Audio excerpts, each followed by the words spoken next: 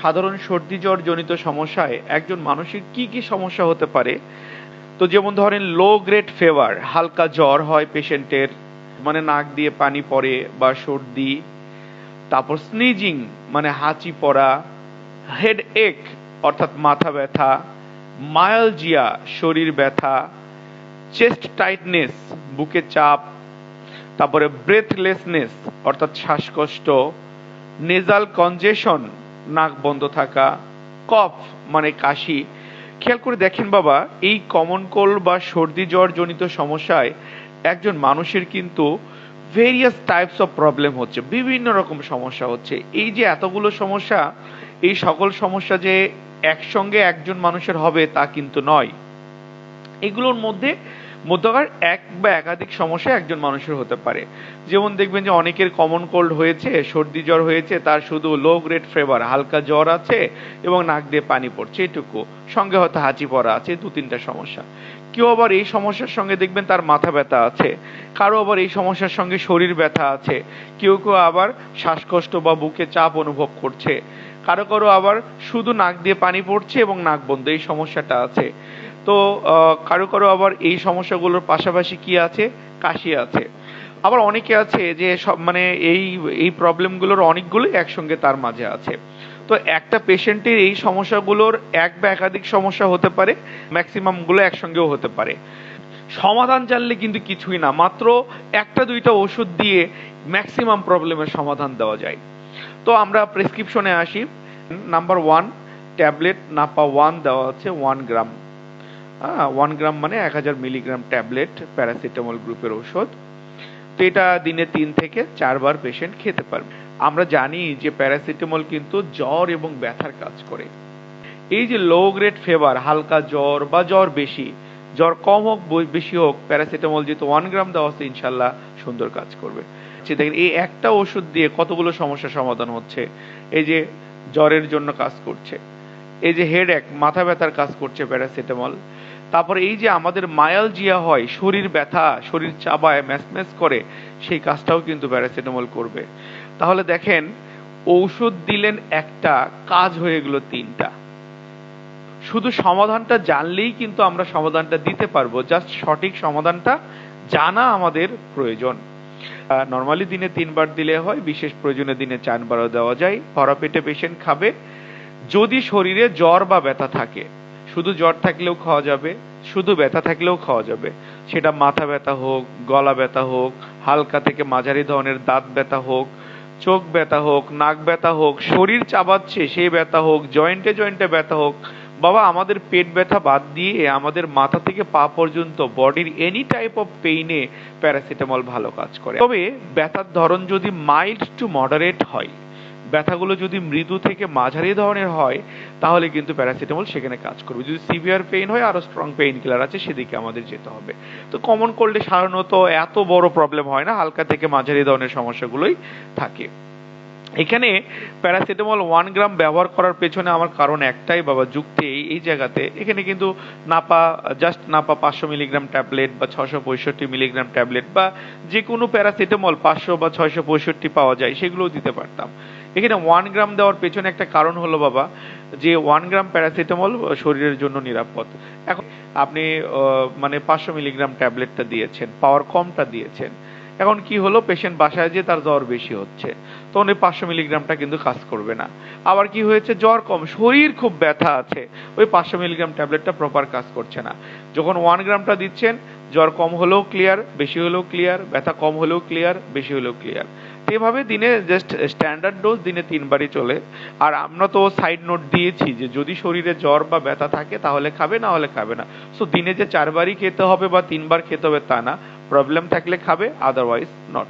দেখেন tablet rupatadine, tablet রূপা, এটা Aristo farmer একটা প্রোডাক্ট, 10 মিলিগ্রাম ট্যাবলেট, যেটার মূল উপাদান রুপাটাডিন। তো আমরা যদি সর্দি বেশি হয় একজন মানুষের, অনেক সময় দেখবেন যে এই কমন কোল্ড বা সর্দি জ্বরে আমরা দেখতে পাই এই যে নাক দিয়ে পানি পড়া, যেটাকে বলে রানি নোজ বা সর্দি, তারপরে হাঁচি, এই সর্দি বা হাঁচি জনিত প্রবলেম যদি বেশি হয়, তাহলে আমরা এই রূপা 10 মিলিগ্রাম ট্যাবলেট যেটা আছে, এটা কিন্তু আমরা চাইলে সকালে একটা রাতে একটা 2 বেলা করে একদিন, পরের দিন থেকে যদি একটা করে দেন চলবে।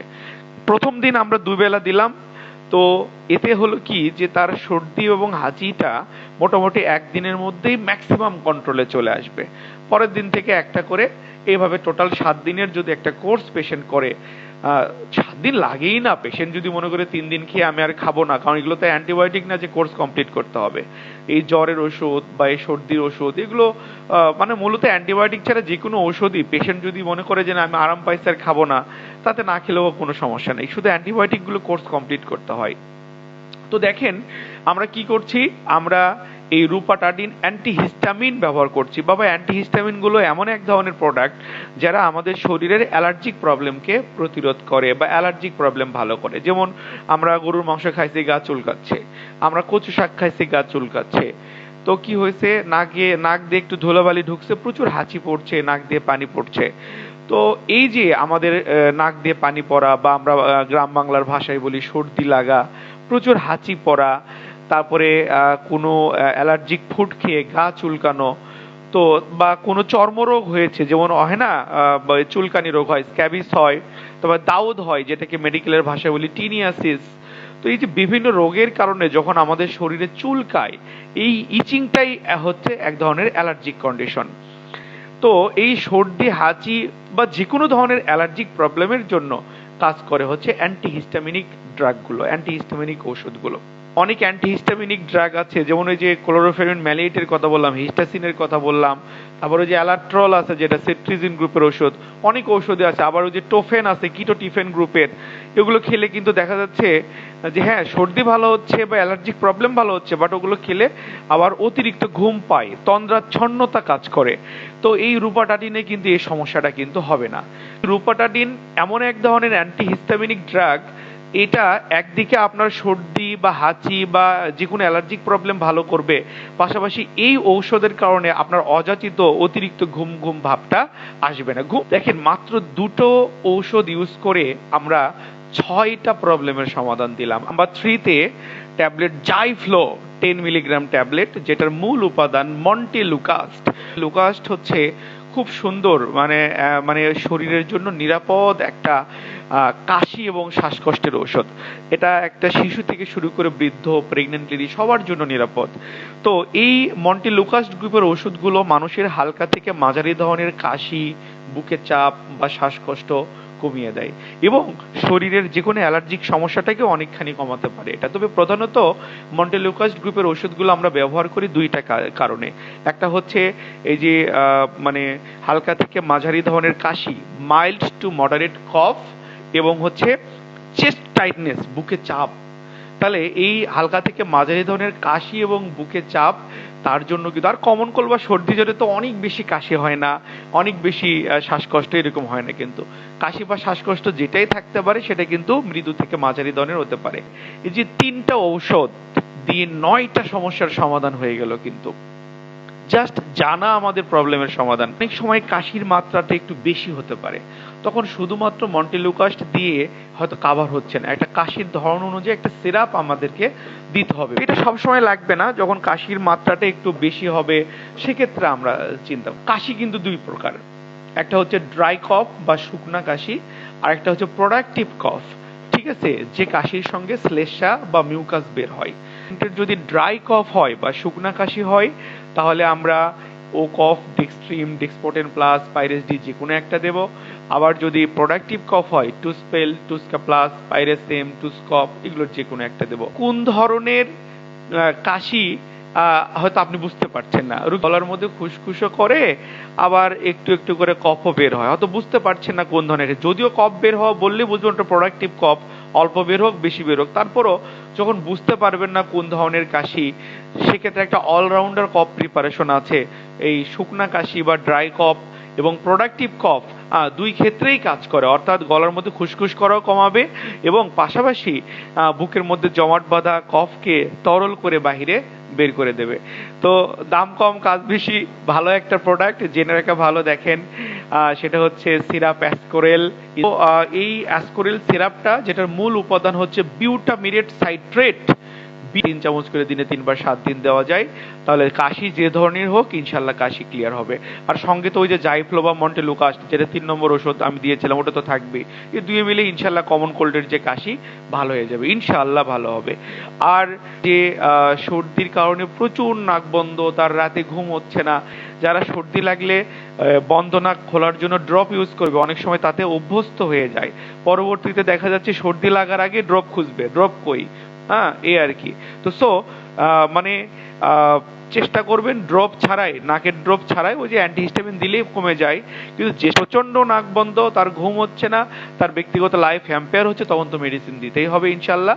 সেটা কি দেখেন, আফরিন নেজাল ড্রপ, এটা 0.05%, তাদের বয়স 12-র ওপরে, তাদের জন্য এটার মূল উপাদান হচ্ছে অক্সিমেটাজোলিন হাইড্রোক্লোরাইড।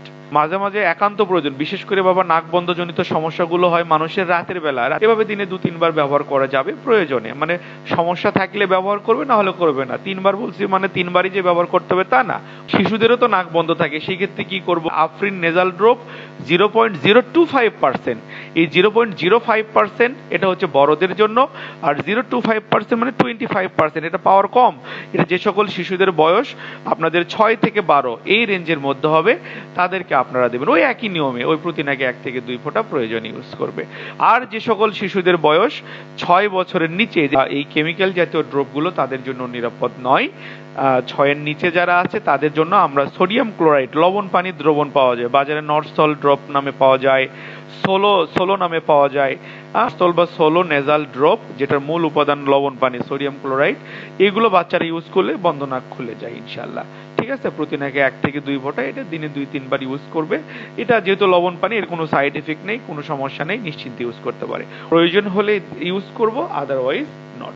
আমাদের সমাজের বিভিন্ন রকমের মানুষের বিভিন্ন সমস্যার সুন্দর বেটার সমাধান দিয়ে তাদের মন জয় করে পেশাগত জীবনে আমরা সফলতা অর্জন করবো ইনশাল্লাহ। ডেফিনেটলি কনফিডেন্টলি বলছি, শত শত ছেলে মেয়েরা আমাদের প্রতিষ্ঠানের মাধ্যমে ট্রেনিং করে